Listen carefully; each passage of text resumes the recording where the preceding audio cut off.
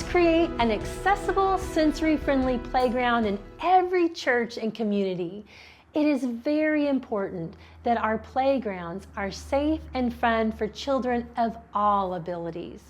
Let's make our playgrounds wheelchair and walker friendly, as well as easily accessible to children that are deaf or blind. Something that is often overlooked is the surface or ground material. The best playground surfaces are rubber, either poured rubber or rubber tiles like these. Don't use loose fill like mulch, rock, or shredded rubber. Loose materials are very difficult or even impossible to access with a wheelchair or wheeled walker. Wheelchair accessible mats are available on the market, but they are still limiting for sure. We want to make sure everyone is a part of all the fun. There needs to be wheelchair access to the playground structures and equipment. It is important that the ramp goes flush to the ground so a child can propel themselves onto and off of the ramp safely. It's also important to think about what a child is able to do from their wheelchair once they are up on the playground equipment. This accessible playground has quite a few interactive play elements that kids can use from a wheelchair. These are wonderful because almost every child can use them.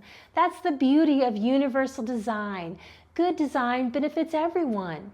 Everyone benefits from a ramp and easy to reach activities. Another good example of great design is this fun slide. A lot of kids with varying abilities can have a fantastic time on this crazy slide with handholds, varying bumpy levels to climb on, and high protective sides. I know many of my little friends that use a wheelchair that could leave their wheelchair, climb this, and have full access to all the other slides too. This accessible playground is well designed because it allows many points of entry to the play areas, so kids can climb or crawl up several different structures and enjoy many of the different pieces of equipment. This accommodates for a variety of needs. There's also varying levels of climbing difficulty, which is a nice feature. This playground has also incorporated sensory elements, such as these drums and other sound or music makers, which help it be multi-sensory for people with different sensory needs. For those that have gravitational insecurity and don't want their feet to leave the ground, it's wonderful to include play equipment on ground level for them as well. This playground has incorporated quite a few fun ground level elements, which is good universal design. Everyone can access these fun panels. This merry-go-round is nice because it has high seats with high backs to support children that may have difficulty with balance or postural support. This merry-go-round would be even better if it was level with the ground to allow a person using a walker or wheelchair to roll right onto it. I love this swing because it can be used in so many ways. You can sit on it or lay on it, and it can be used with friends. It takes less balance and postural support than a regular swing because it has such a large surface and multiple ways to hold on. I think a child in a wheelchair could possibly transfer onto the swing with some support, but it would be even better to include a wheelchair accessible swing in your playground. This generation swing is really unique because it allows someone to swing with a little one so they could offer support if needed, and it's really fun. I want to put out a challenge to the churches. Let's pull together and show the love of Jesus by filling our communities with joyful places for people of all abilities to play. We can get together and build accessible playgrounds. Then let's host lots of fun events at accessible parks for the whole community. What a message we can send to families affected by disability. We can show them that they are welcome, loved, and wanted. I think this makes God smile. I'm Charla, your friendly OT, and I would be so happy to help you plan your accessible playground.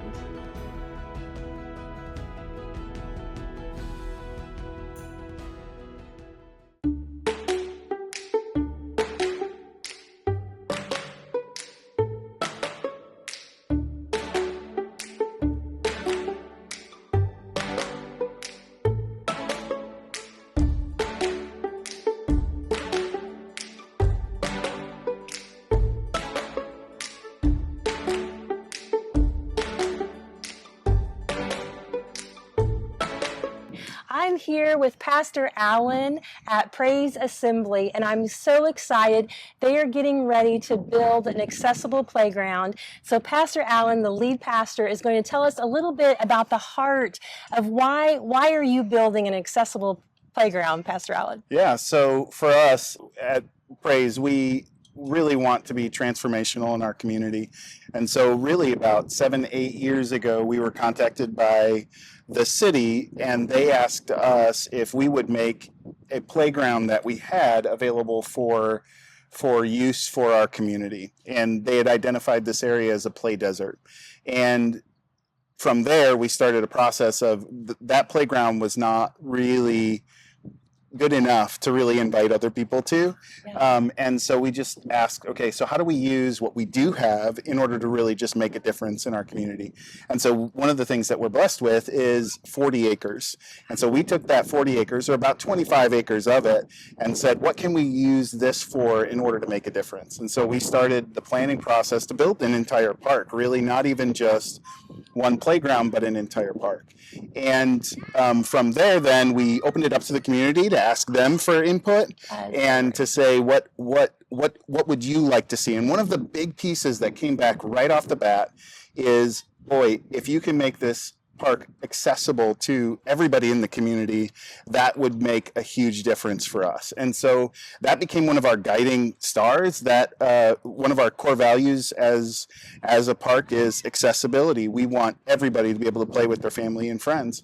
And so it has more cost, of course, but so like with our walking paths, all of those walking paths, instead of just doing gravel, we went and made them concrete, and so that had a greater cost. But with the playground, that was one of our key pieces there as well. There was no accessible playgrounds in North Springfield, and we said, there's a real need here. And so we just committed to it in spite of additional cost, and have just targeted that from the beginning. Could you speak a little bit more about how your congregation kind of came around that and the community came around that? I just think that it's tremendous that it involves the entire community. And then I would like to hear just a little more about your actual congregation and how they felt about, especially that it's an accessible playground. An accessible space is so amazing. Yeah, so obviously anytime you do something new, novel, it takes a little while for people to get on board, right?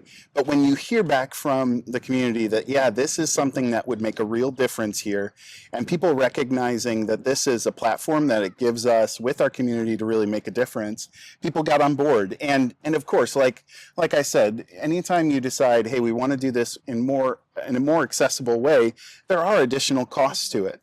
There are additional costs to doing anything. And the question is who are you asking to pay that? Are you asking those in the community who maybe have accessibility issues to pay that cost because they can't play with their family and friends? Or are you going to take that on? And the picture we see in Scripture is that for those of us who have Christ, we've been given so very much. And so it's an opportunity for us to then give back with that. And so we just decided we're going to be the ones to cover that cost, to make a difference, and really to make sure that nobody in Northeast Springfield is unable to play with their family and friends. I love that so much. Is there anything you would like to say to congregations, pastors, other people that are looking to do this? And you can be specific as far as steps that they might be able to take, or ways that they might be able to get the funding that they would need, or how they might speak to their congregation to help encourage them. Is there anything you want to speak on that? Absolutely. So of course, what we're doing on a grand scale, it's not everybody's situation. For us, this was the right fit in our context.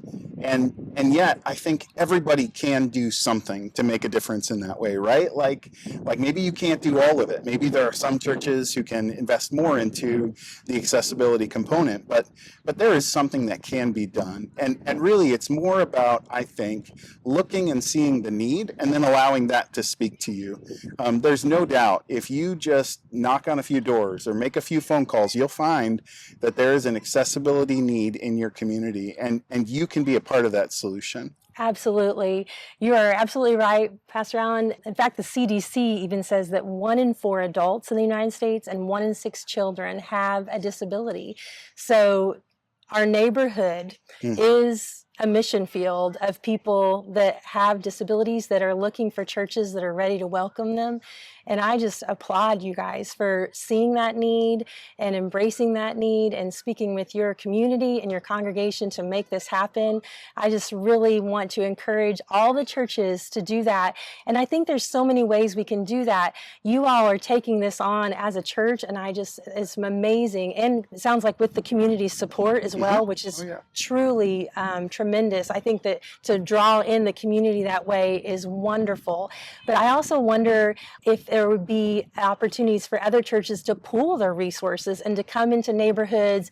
You know, a lot of times there's churches that are very close to each other, and they could pool their resources and build an accessible playground and really serve an entire community that way. You're welcome to speak on that if you want, but you don't have to. I know that's not what you're doing, but I also just feel the urge to really encourage other churches that might not be able to meet those funding goals, because I know that is a lot. It is difficult, but I do agree with you. I think we're called to serve people of all abilities, and that is Christ's example, that he went to everyone. And so I really appreciate what you guys are doing so much, and I just want to encourage the other churches that there's ways to do it. We can do this. Yeah, absolutely. So I mean, again, I would just say start by listening, seeing what's out there, seeing what the need is, and then you do need somebody to own it. And so absolutely, for us, we started, and the congregation said, we're going to get this ball rolling, and then we'll see who else comes along and participates in it. And there have been some organizations. In fact, the Department of Conservation helped us with our walking path, so it wasn't just us really spearheading that, but we own the vision of it, and then others have come around it. And you always need somebody to say, this is something I'm passionate about. We're willing to see and walk this path no matter where it takes us. But then I have found that other people catch that vision, even if they're not a part of the church, and that is something that's very encouraging. So yeah, absolutely, open it up, see who else. Don't think that it has to just be you that does it, but if you hear and recognize a need and you step into it, you'd be surprised at who else jumps on board. I agree with you completely. I feel like it's definitely the heart of God to do something like this, and it seems to me that God answers those prayers, that, you know, when we seek him, we will find him, and he makes a way for things that he wants to have happen. So I just really am so excited about what you all are doing. Thank you, Pastor Allen, for taking this time to share with the other churches. I really appreciate what you are doing here. It's an amazing, amazing mission. Thank you, Pastor Allen.